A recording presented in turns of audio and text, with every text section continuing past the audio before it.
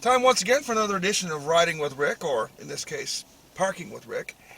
Uh, as it turns out, my GoPro is misplaced, so I'm using a different video camera just stuck in the dashboard of the car. And so, as a matter of safety, I'm just parked here and making a quick video here. So I wanted to do this video for Giving Tuesday because I want to also answer a question, a couple of questions that people have been asking me. First, the question is,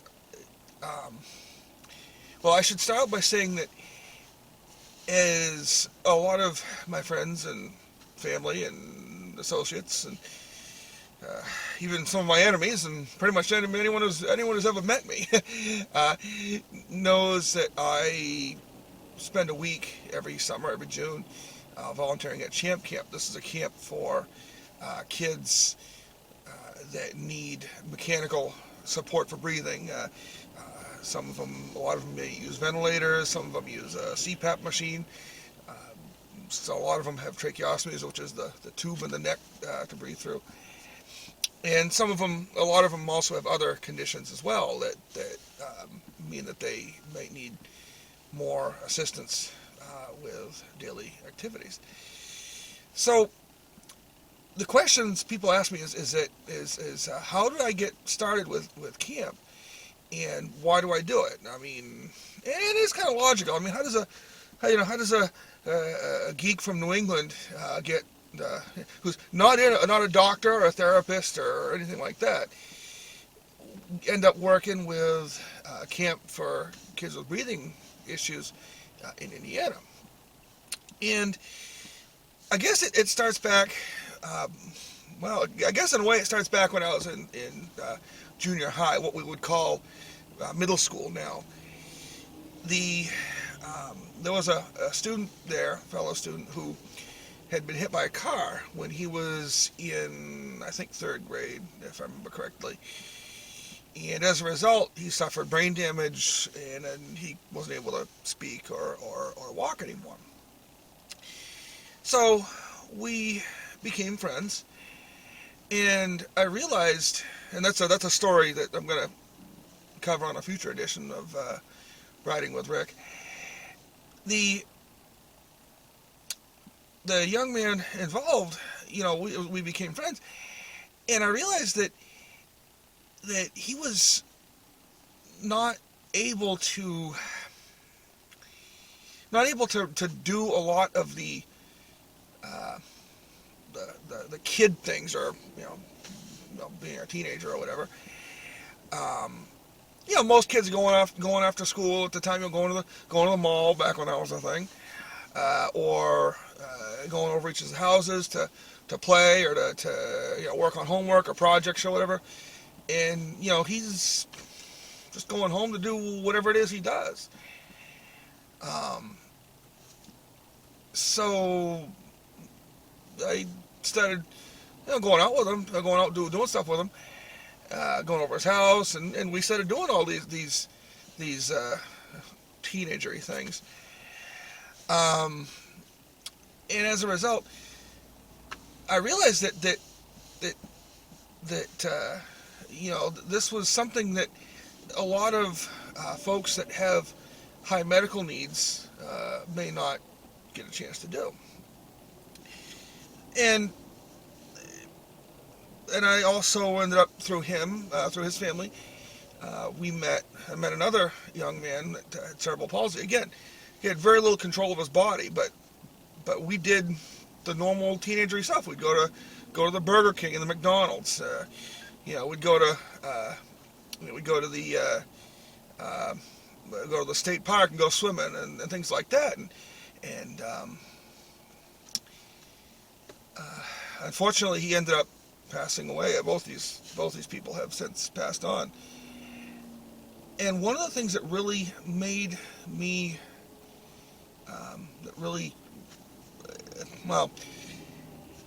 at his funeral,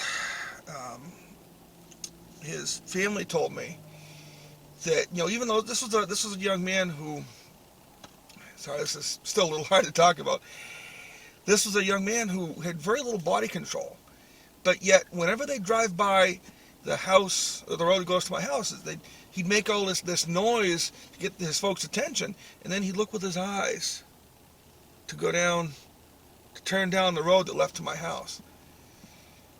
And I realized that this was something that was important, was to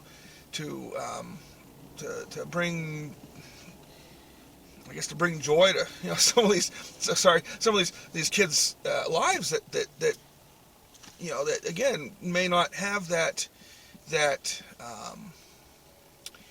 chance to do stuff like that. So unfortunately, that their deaths, when he died especially, it really kind of had to step away. It was just too hard to do. That was in late 99. About 10 years later, I came aware of Champ Camp. It was right after Camp 2008, and if any Champ Camp folks are watching this, it was the year that they had those bright orange and yellow tie-dye t-shirts with "Peace, Love, Champ Camp" on it. It was really cool. So I want to say that somebody emailed it to me, but I can't find the email, and I really don't recall exactly how I became aware of it. But I did, and I said, well, maybe I should apply for it. So I did, and they sent me the application stuff. I filled it out, sent it back in, had to get the usual camp counselor things, references and information on what your experience is, things like that. And as much a surprise to me as anyone else, they took me on for Camp 2009, and I've been doing this. I've been doing it ever since. And that comes to the second question, why? And this is really the crux of what I reason why I do this is summer camp is important for any kid, any kid, and it's important because it gives them the chance to learn to function without mom and dad. And that's important for any kid to learn, but it's really even more so important for kids that might have, like I said before, that might have some medical needs, some physical disability, or any sort of disability, really. These kids, especially when they're in a situation where they need assistance to do not just the physical care of eating and drinking and things like that, but also help with even the normal how to be a kid thing. They might need help playing a board game or going out and going to the mall or whatnot. It's important for these kids especially to learn to, if they can't do it themselves, at least manage it themselves. Be able to tell people how to help them, what they want to do. And one of the things that one of the founders of camp has said is that years and years ago when this camp was started, these kids' lives were being extended by technology. And now with it used to be that if you had a kid, especially a kid that was dependent on a ventilator or something like that, these kids would spend their whole life in some sort of a medical care facility, hospital or whatnot. But now these kids are able to go home and go to school and participate in participate in the same activities and things that other kids do.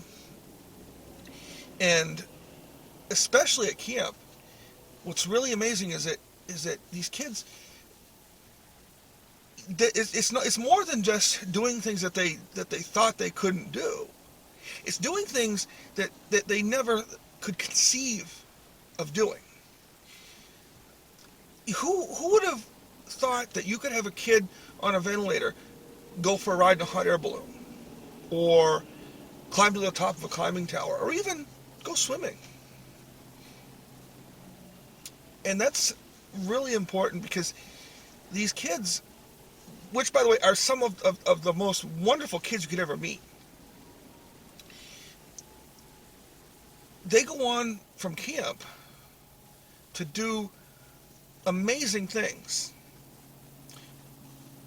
Some of these kids, one of my friends has gone on to be a photographer.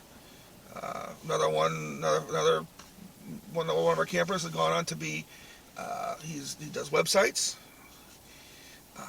There's one young lady, my first year at camp, she's gone on to get into genetics, and because her condition was a genetic condition, she wanted to help out, learn more about it and whatnot.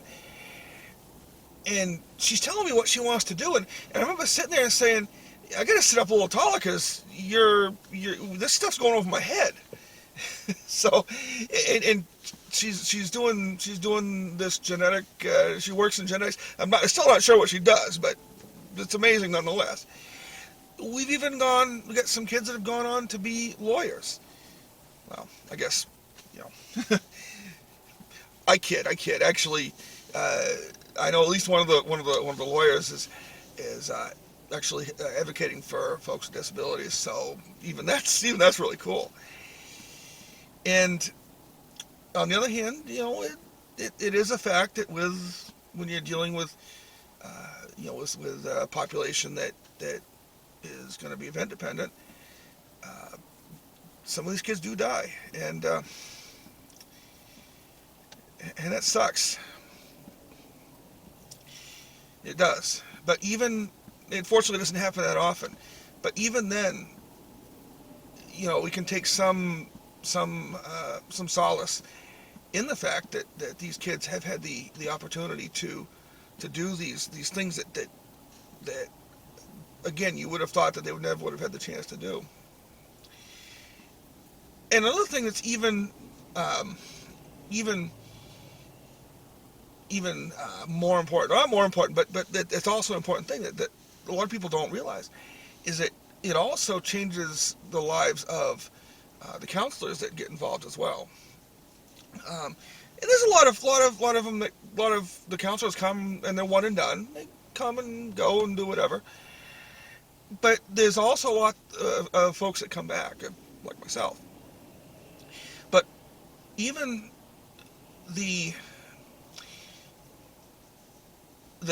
all the counselors, again, are some of the most wonderful, amazing, selfless people that you could ever meet. I mean, these are folks that are going for giving up their vacation, or if they're a student, maybe they're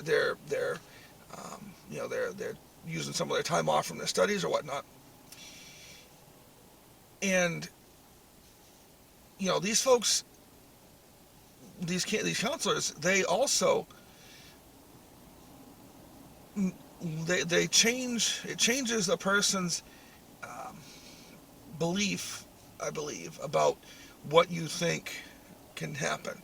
I mean, before I came to camp, I never would have thought that I'd ever see a kid on a ventilator on a zip line, or again going on a nature walk through the woods, something as simple as that, or even the usual camp stuff, arts and crafts, going, sitting on a campfire, eating s'mores, getting bug bites.